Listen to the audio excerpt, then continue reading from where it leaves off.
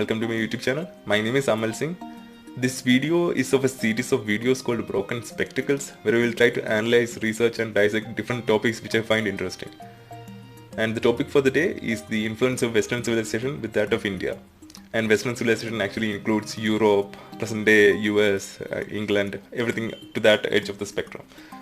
So the way how we are going to go about this is, we are going to start from the very beginning, from the very first interactions of Western civilization with that of India, be it Europe or Persia or anything like that, and then we are going to come to the present, and then we are also going to try and understand the pros and cons of this influence of Western civilization with that of India.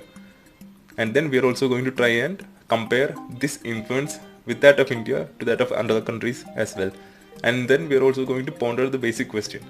The influence that the Western civilization has in India, is it simply an influence or is it an obsession that Indians have with the West?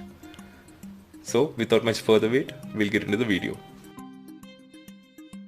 The very first recorded instance of interaction between the Western civilization and the Indian civilization happened at about 6th century BCE. At least this was the first ever recorded instance of interaction between the West and the Indian civilization. So it happened because of the Achaemenid Persians. King Darius I marched into northwest India into places like Gandhara, Takshila, place called as Hindush. These are like presently parts of modern day Pakistan and Afghanistan. He didn't just bring in soldiers. He brought in an entire system of trade. He brought in the first ever Persian punched silver coins and system of weights. That simple change, that is coins with set values, it changed trade completely. Suddenly prices became clearer, deals became smoother, and trade was completely changed. Suddenly one person can calculate, one person can clearly verify what the price or what the value of something which he had. You could say this was the very first instance that money was actually the concept, or the concept of money was actually introduced to India. This was also the beginning of the very first punch-marked coins in India.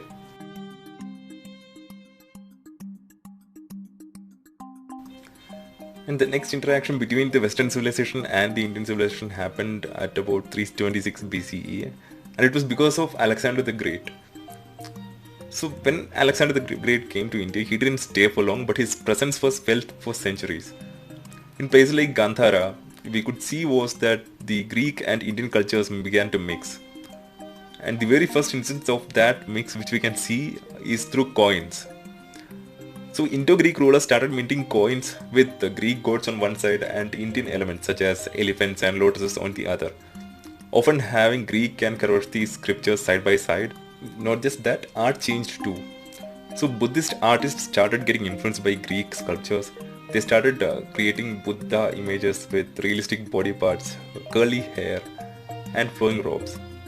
And this gave rise to what we now call as Greco-Buddhist sculpture.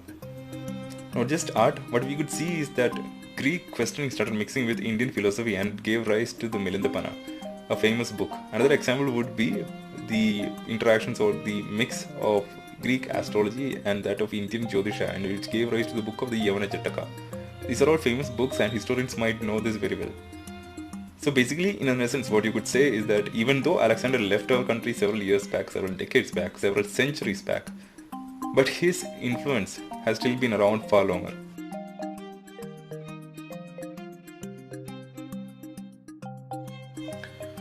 So up until this point, what we've actually seen is that majority of the interactions that the Western civilization has had with India was localized to a particular point, and majority of the parts of India remained untouched by the West.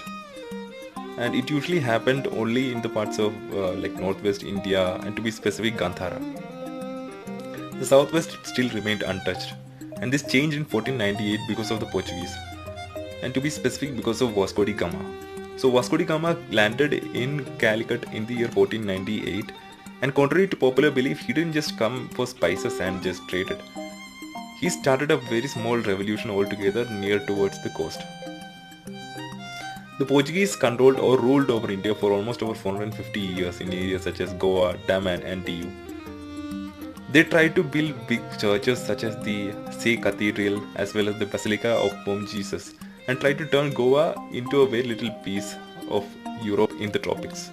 And their influence didn't just stop there.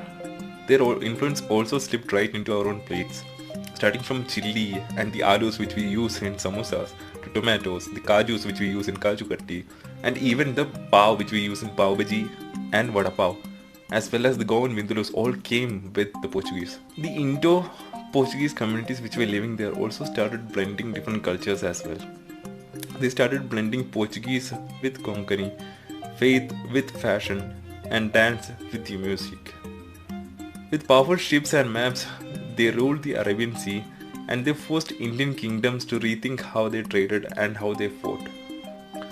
So every time that you bite into a spicy pav bhaji or you see a magnificent church or a dome on Instagram from Goa, you realize what we are seeing is the fingerprints of a civilization which came in 1498 and never really left our everyday lives. In India, they cared more about trade rather than establishing an empire. They were running spice and textile bases in Pulicat, Nagapattinam and Cochin. So it was because of their spice routes from Indonesia that we were able to obtain nutmeg, cloves and even coffee. They also left their own marks on coastal life as well. So Dutch style houses along with gabled roofs and thick walls can still be visible in some parts of older ports. As well as that, their know-how and their love for maps and printing helped spread the know-how of navigation in Tamil and Malayalam. So in conclusion, the Dutch never really built a big empire similar to the British, but through coffee trade, through their own coastal influences, they built their own signatures and they left their own influences in the coastal regions of India. The French never really ruled a really big Indian empire, but in Pondicherry they had a long-lasting impact on the city's very soul.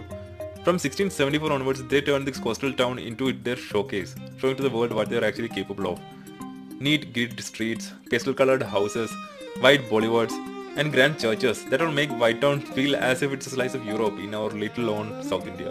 Over here, French design met Tamil life, cafes and coffee culture which are really famous today took root in here. Even language and lifestyle blended, like Tamil was spoken in one side and French in the other. As well as all of these things, we were also able to see people eating croissant on one side of the street and another person eating idli on the other. Walk through White Town today, passing through all the French signboards and reading them and going through all the cafes and the coffee shops and eating croissant. It really does feel like a little piece of Europe which is in the southern part of India. The British rule didn't just change Indian politics, it revived everyday life altogether.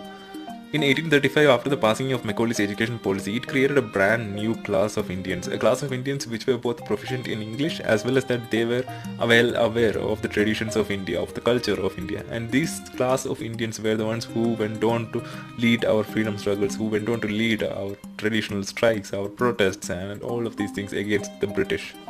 The British also brought in cricket, which began as a colonial pastime for them, and it also began and turned into the perfect way to beat the British at their own game.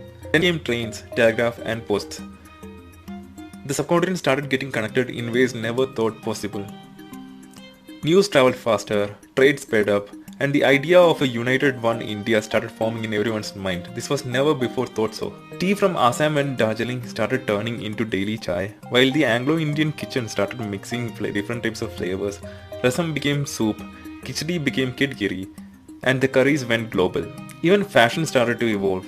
Suits started merging with sherwanis, and the famous sari and blouse combo, which we know from today, started forming under the Victorian influence. The British left in 1947, but their imprint still lingers in our everyday life, starting from our classrooms, trains, teacups, and even in our own wardrobes.